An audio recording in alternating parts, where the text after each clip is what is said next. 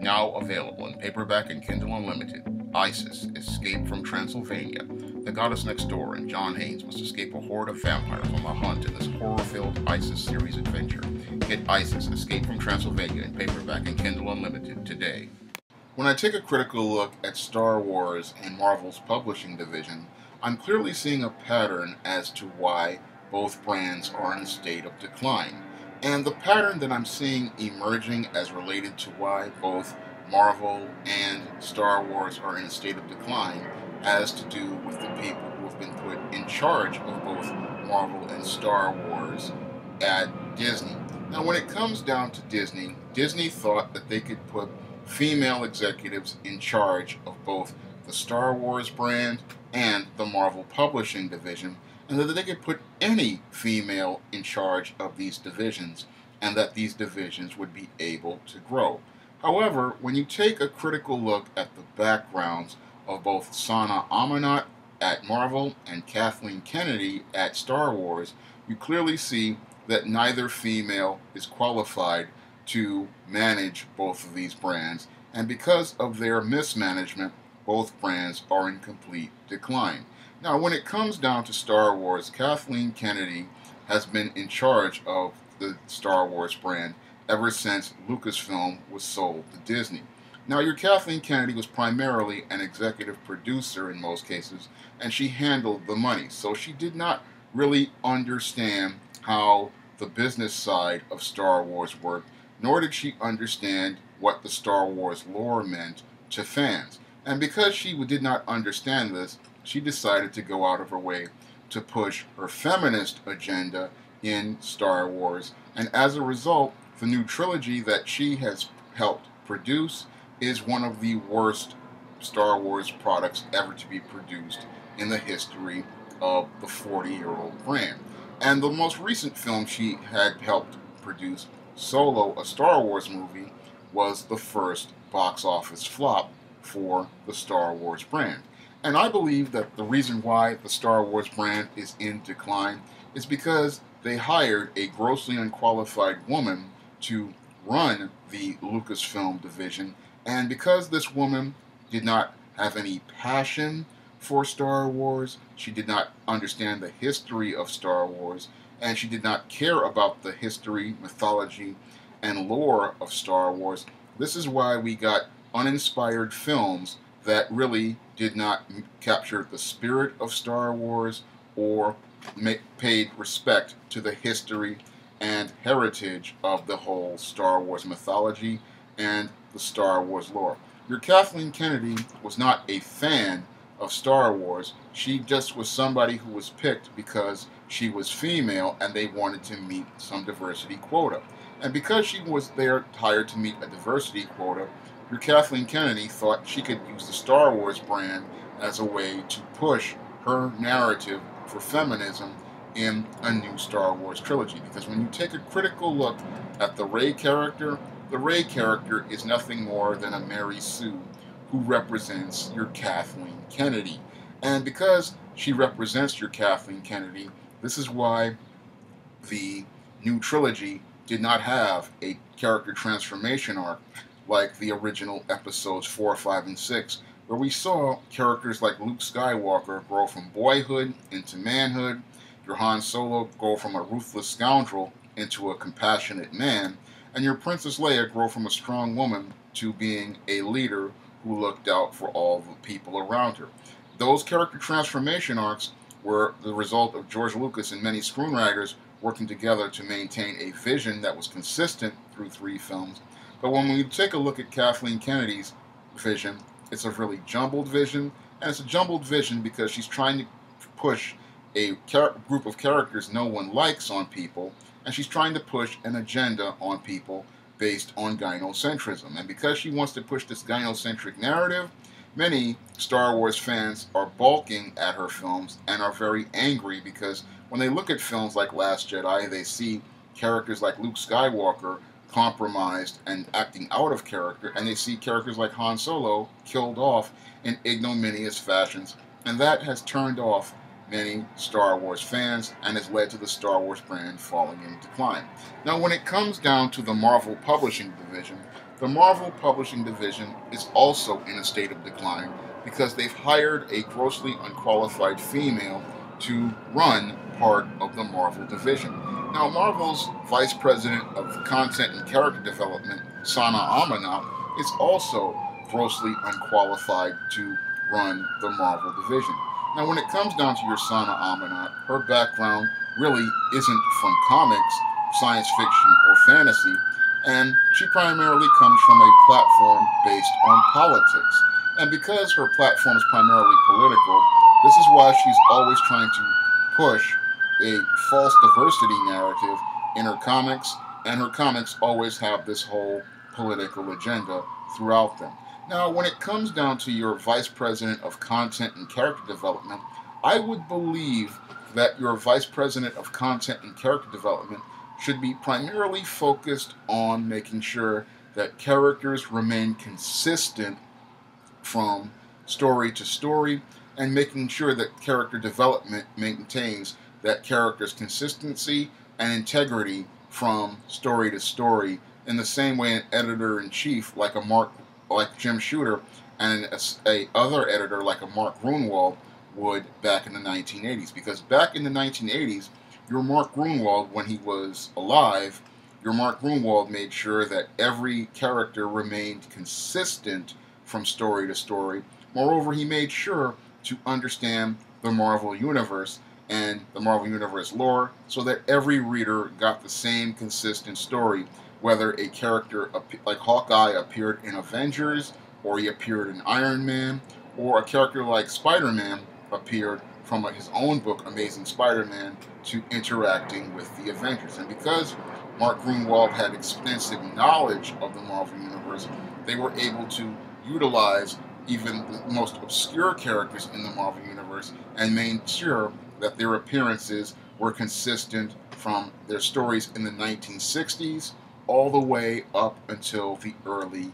1990s. And that's what I think a Vice President of Content and Character Development would be primarily focused on, making sure that the characters of a brand like Marvel remain consistent in their appearances. And this is why I believe your Sana Amanat is grossly unqualified for the position, because when we take a critical look at how she has managed the Marvel brand, she has not made sure that the content has remained consistent from one Marvel issue to the next, and she has not really developed those old popular characters in ways that enables new readers to access them. No, when it comes down to your Sana Amanat, she doesn't care about the catalog of Marvel's thousands of characters and maintaining their consistency, so new readers can find these characters just as entertaining as older readers. No, what this woman wants to do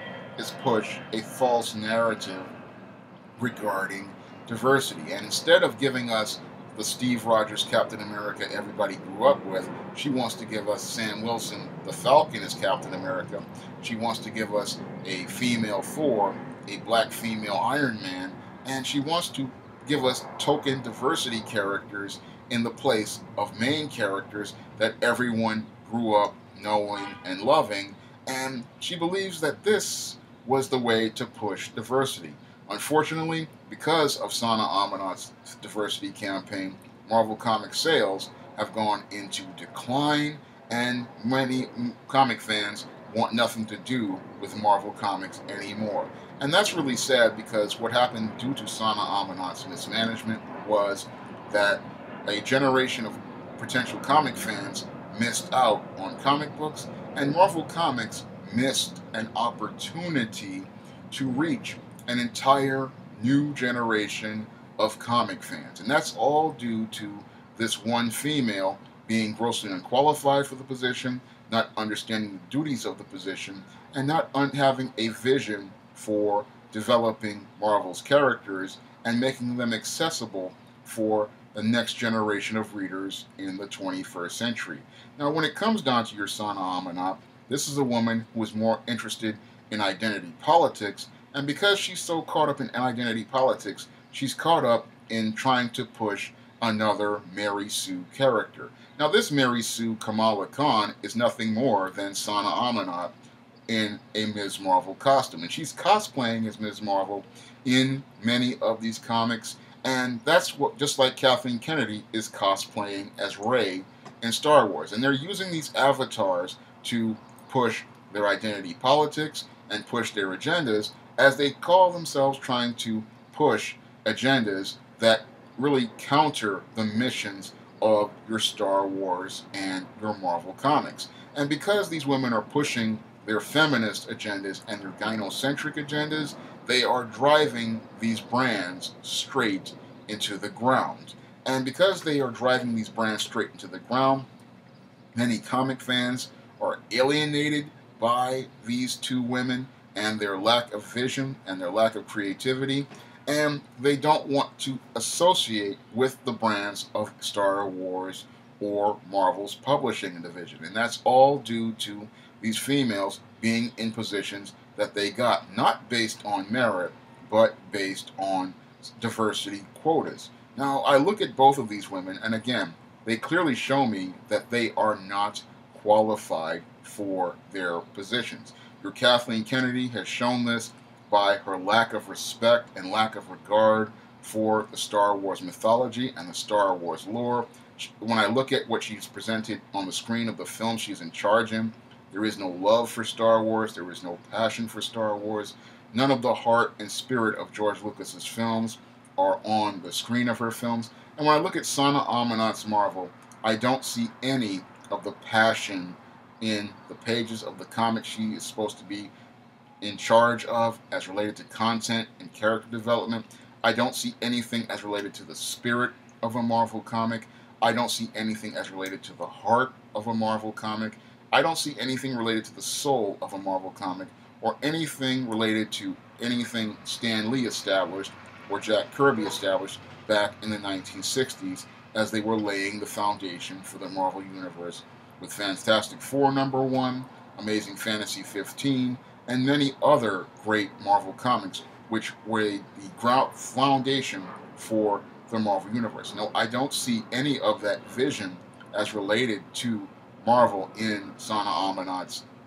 comics. No, all I see is someone who wants to try to use comics as a platform for pushing a political agenda, in the same way I see Kathleen Kennedy trying to use Star Wars as a platform for pushing a political agenda. And what makes these women both grossly unqualified for these positions is that both of these women, again, they're approaching comics and science fiction not from a place of love for comic books, fantasy, or science fiction. No, they're coming at it as just another job, and we really need someone who loves comics, fantasy, and science fiction to be working in these key positions. When I think of someone who's supposed to be the vice president of content and character development, I would think of someone who has the extensive knowledge of the Marvel Universe, like your Mark Gruenwald had back when he was alive, and someone who had the passion to motivate and teach others like Mark Gruenwald did back in the day. Now, when I think of someone like Mark Gruenwald, that's someone who I would want to be the vice president of content and character development, because they understand the content of a Marvel comic, they understand how to develop the characters in Marvel comics, and they care about Marvel comics enough to bring their best to the table for every comic published at Marvel Comics. That's what I would want for someone who would be running Marvel Comics, in the same way I would want that same type of person doing work at Lucasfilm, because these are the people who are going to make an effort to give us the best product possible. But when it comes down to Disney, Disney thinks that they can just hire a woman for the position, not looking for the best qualified woman based on passion and skill. No, they just thought get somebody with a couple of degrees and that'll be the person to run that division. And we see that in both of these cases, just hiring someone because they have a couple of degrees in work experience and the right political views, all that's leading to these brands doing is falling into decline and literally being run into the ground. And when I take a look at both of these companies, the parallels between them are eerie, because when I take a look at both of them, they're clearly run by females who do not know how to run a division. And what's really disturbing is they want to push these feminist agendas, And when I take a look at Sana Amanat's agenda, she literally wants to take a brand like Marvel, which was created by men for boys and built towards the male reader, and she wants to talk about, she wants to erase boys by saying that she wants to do something about the boy problem, when the problem is Marvel hired a grossly unqualified woman for the position of being in charge of their content and character development. Because someone who, again, is qualified for this position, again, would be a lifelong comic fan, someone who understood the catalog of the Marvel Universe, someone who understood the characters of the Marvel Universe, and someone who understood what diversity means when you integrate characters into the Marvel Universe. You're looking to push existing characters and you're looking to create new characters, not try to force diverse characters by taking a legendary character like Captain America and shoehorning a black character into a position that they don't belong in, or taking a character like Iron Man, who was established to be Tony Stark, a white male, and shoehorning a black female in that position who never was a fully developed character overall. And that's one of the big problems as related to Marvel's failed diversity initiative, is that it wasn't about diversifying the Marvel Universe, because when it comes down to Rosanna Amanat, she doesn't understand what diversity is as related to trying to diversify a universe. The Marvel Universe was fairly diverse, and the real problem at Marvel was that there were not many creators of color in positions at Marvel or getting access to opportunities at Marvel. And that hasn't really changed overall, even with Rosanna Amanat in charge of content and character development, because as I see it, there are not many black comic creators or comic pros working on Marvel projects. There aren't many Hispanic Marvel creators at Marvel creating comics over there, and there aren't many Asian comic pros over there, and many of those are not there because they just have not been given these opportunities to work on characters based on the content of the work that they produce. No, it's all about putting a black writer on a black character or a Hispanic writer on a Hispanic character, and that's not diversity, that's tokenism. And tokenism is why Marvel is struggling right now, because they're not looking for the qualified person to work with these characters. They're just looking to hire people and put them on characters, not thinking about the organic fit of this writer or their story style or their approach to storytelling, or if this writer is a good fit or if this artist style is a good fit for this character. No, those are things that really seasoned editors and seasoned publishers like myself do. We think about whether this art style is a good fit for a character. Like if you have a character like Daredevil who's dark and moody, you really want a dark and moody style artist. Or you have a character like Spider-Man, you want really a bright and fun artist because that's a good fit for the character. Or you're thinking about a writer whose style is a good fit for a character because you want that writer's style to fit. And these are things that a creative person who has passion is going to think about, especially if they're in an editorial position. A position we really don't have many blacks, Hispanics, or Asians in at Marvel. Because when you look at Marvel, the only person who was there is Sana Amanat, and she's clearly showing, again, she's grossly unqualified for this position, because for her to sit there and talk about turning Marvel into a lifestyle brand shows me that she's trying to deflect from her lack of ability to manage the Marvel catalog and manage the characters in it and create content in it. So she wants to make it a lifestyle brand geared towards her strengths, which are females, instead of making efforts to try to work with the males who primarily buy comics. And this is why she says she needs to fix the boy problem, because she has a problem creating content and characters for male readers. Because when it comes down to these females, you have to understand a lot of times when they can't do the work, they look to deflect, and this is the deflection from your Sana Amanat as related to Marvel. Now, when it's related to Star Wars, your Kathleen Kennedy has pretty much fumbled the football and is just waiting to be terminated, because with Solo, a Star Wars movie, we clearly see that your Kathleen Kennedy's vision for Star Wars has literally destroyed the Star Wars brand. But when I look at both Star Wars and Marvel, both brands have been damaged because of a misplaced need to place diversity where it didn't need to be, and where people were judged by their gender instead of the qualifications they met for the position. And as it related to both Lucasfilm and Star Wars, they needed an executive in charge who had passion for the product and someone who cared for the product, because when I take a look at DC Comics back in the 1980s, they went out and hired Jeanette Kahn, a incredibly qualified woman who went out of her way to rebuild the DC Comics brand and made the DC Comics brand incredibly competitive. When you take a look at the legacy of Jeanette Kahn, you clearly see a woman who knew what she was doing, earned her position on merit, and literally rebuilt the DC Comics brand into something that was a powerhouse into the mid-1980s all the way to the 1990s. And that shows us that a woman can lead a brand if she comes in with passion, with skill, with heart, and really loves what she's doing. But when you take a look at your Shawn Amanat and your Kathleen Kennedy, they clearly show me a pattern related to Disney, and that pattern is hiring a woman and putting her in a position based on her being a woman and not based on her having the qualifications for the position.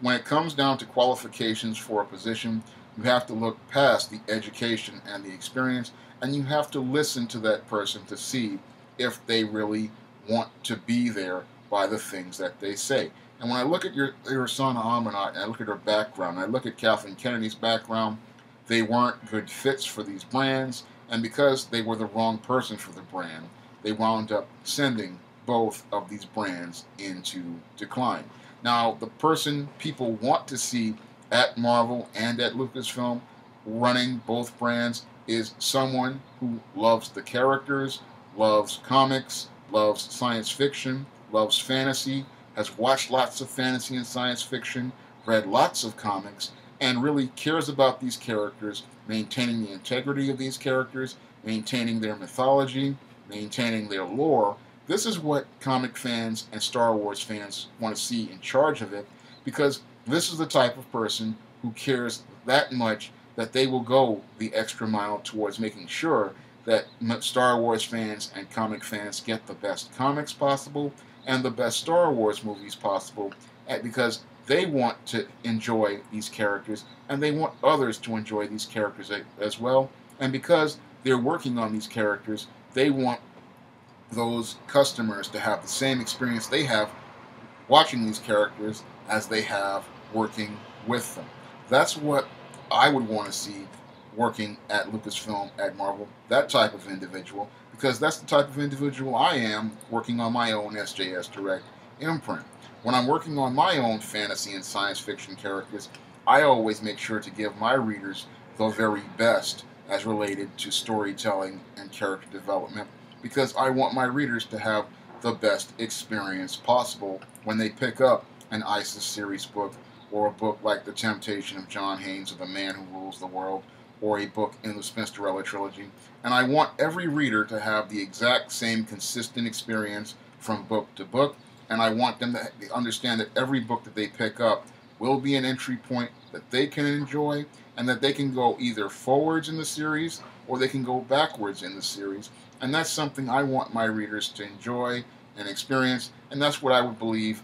a qualified person who worked at Marvel or Lucasfilm would do if they were placed in those positions, because that's what both companies need. They really need someone who cares about the product, someone who's passionate about the product, and someone who wants to maintain a standard as related to keeping the characters consistent and keeping the stories consistent from page to page, and someone who really is about making sure that giving people the best comics possible is their agenda, not an agenda based on identity politics or pushing feminist narratives, because when it comes down to comics, they're supposed to be an escape from our problems, not somebody bringing them a problem. Because in business, your goal is to give people a solution to their problems or escape for their problems. And when it comes down to comics, they're supposed to be an escape from people's problems, and there's supposed to be a moment where people can have a little fun.